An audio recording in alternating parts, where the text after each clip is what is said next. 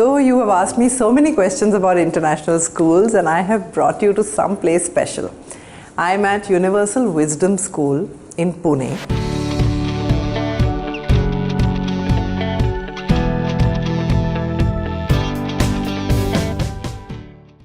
So the Universal Wisdom School is a joint venture between the Vishwakarma Group and Purple Properties. And the Vishwakarma Group, by the way, has a huge name in the field of education. They've been in this field for over 38 years. So this school is a new school and it is offering you a unique curriculum. So let's go in. We're going to ask them a host of questions. Like, should you even study in an international school? What are the differences between an international school and an Indian school? How can you go abroad? What are the skills that these schools develop? What are basically the pros and cons of being through an international education? Okay, so on that note, let's get going. So what is the most fun part for you? What is the most exciting thing for you being here? Everything. I love that. And if you were to tell us a little bit about that everything? Rock climbing. You love rock climbing. You get to do rock climbing in school. Yeah. Lucky girl. She has worked for over 25 years in Spain and then Latin America and Middle East and China, and she's been in India already for about 7 years. Almost 7 years. And all of this has been in international education. The world is changing rapidly, right? And the things that were relevant a few years back are not relevant anymore.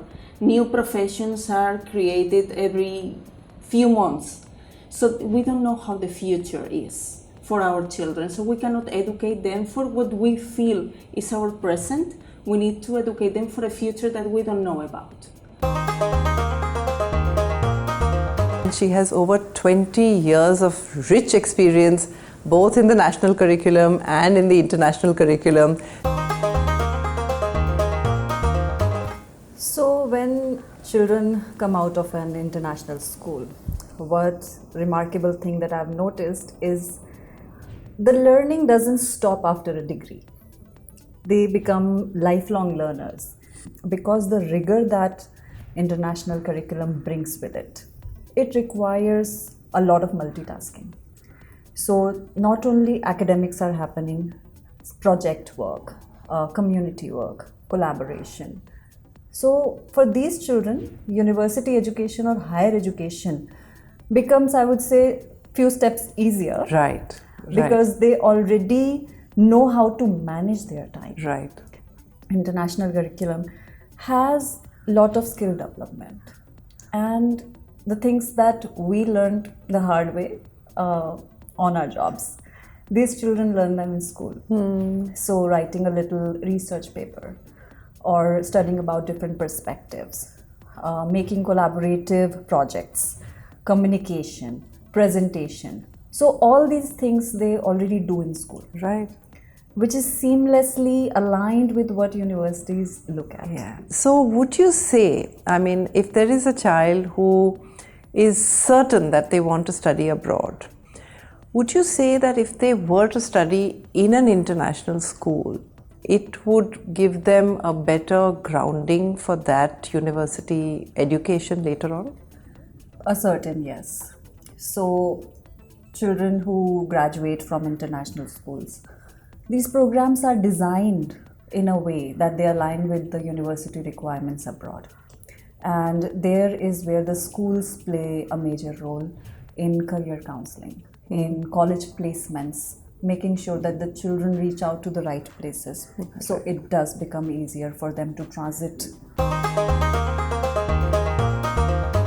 In science, we made like a fossilized leaf.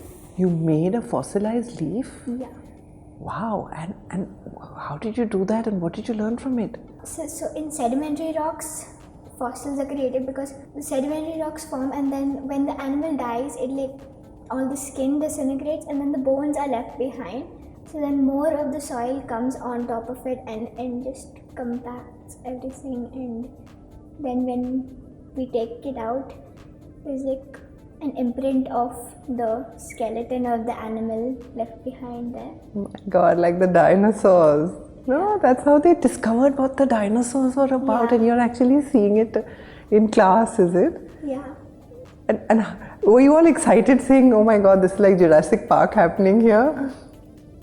I'm very curious about what you said, that the careers probably that they're going to get into haven't even been invented. The jobs don't even exist today maybe, and they will be walking right into them 10 years, 15 years, I don't know how many years from now.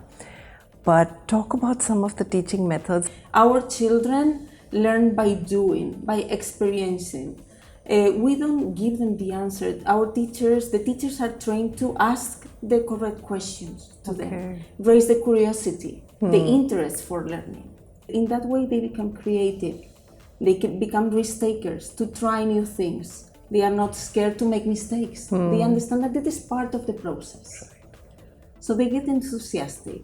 They love learning. They love learning. To me, that's the high point, the fact that they want to be continuous learners all through their life. And that's, like you said, that's all you need. You can learn anything. You can learn anything provided that you have the right skills. Right. So like recently we made a project about respiratory system. So then the whole class worked as a group. So like we labeled it and we like colored it, used all the materials that were in the class. Our curriculum goes beyond the books. So even if it's maths, a lot of students when they're learning measurement, we make them use real life examples to measure.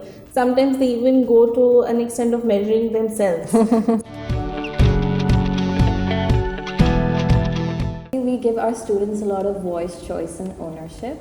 So in that, we give them options and they decide how they want to learn. So either they want to go out and explore, or they want to watch a video, they want to do hands-on activities. So we give them the ownership to learn in the way that they want to. So once I was invited to a math class, and they had been studying the Fibonacci sequence.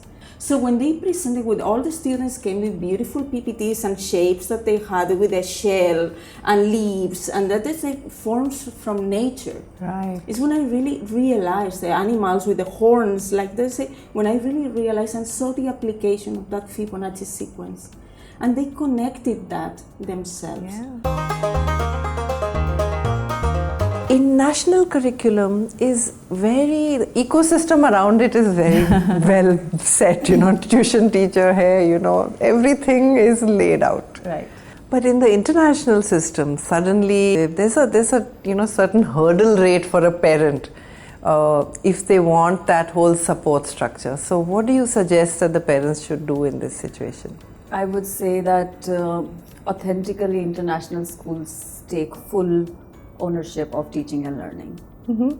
And when I say learning, it is not cramming. So learning, it's a process. And if we teach children how to learn, I think it is something that they carry with them throughout life, beyond school. We don't expect parents to invest anything else when they go out from the school. Well, that's a big one. It is. So literally the child walks in and the path is paved for the university abroad. So you're literally shaping the child and guiding them all the way through without the parents needing to worry about anything.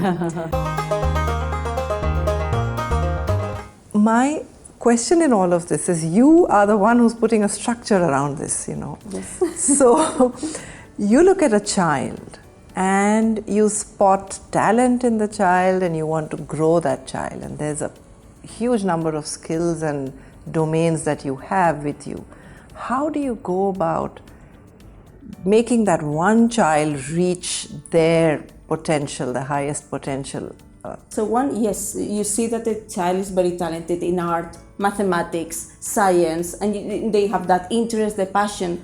That is one way. But the other is when they are exposed to something new and then they discover passion. They can be as children or they can be when they grow.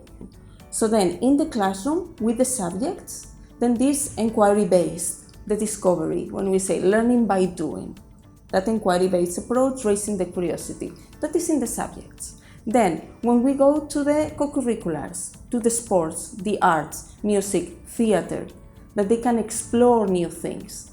So when you open it up and you start spotting that talent, as you say, but how do we do with individualized attention? Right. That's the only way to do it.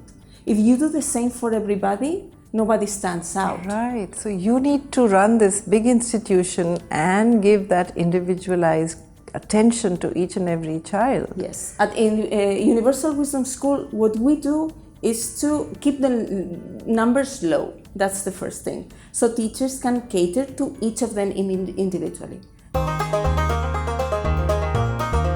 Maybe they are in a national curriculum right now, and maybe they want to move their child to an international curriculum.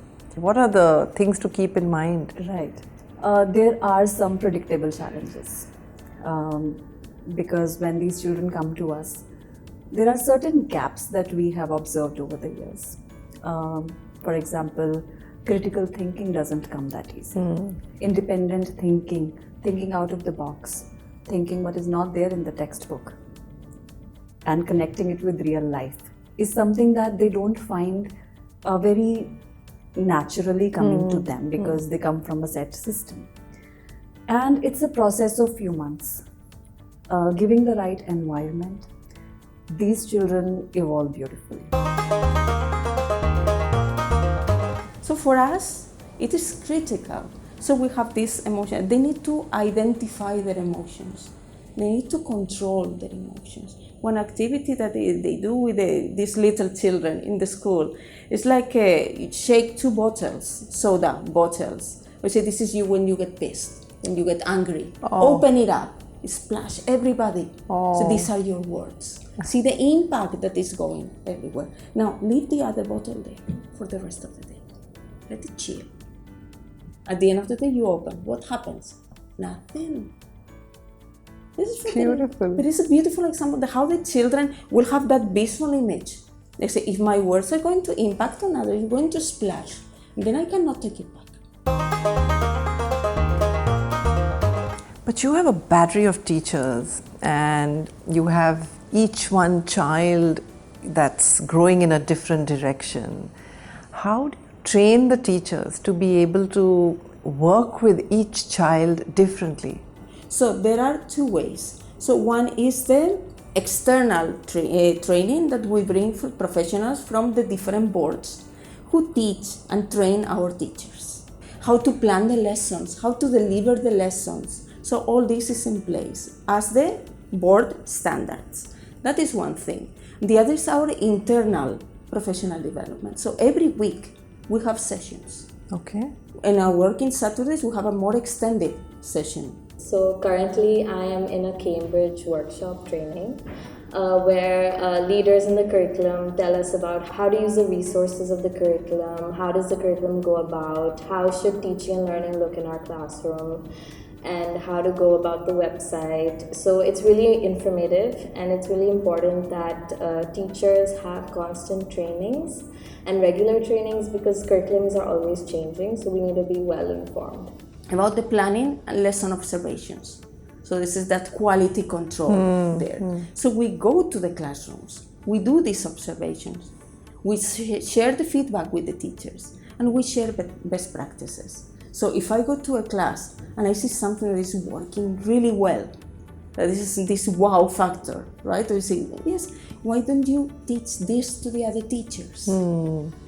So that's how. So all the teachers have a very, very rigorous training. So I hope this answered all your questions about whether you should be in an international school or not, and what are the pros and the cons. And just to let you know that this content is also available as a podcast on Spotify on Skill Up with ChetChat. And in the meantime, do share this with your friends. Make sure you like and subscribe to this video, and see you next Friday. Happy learning.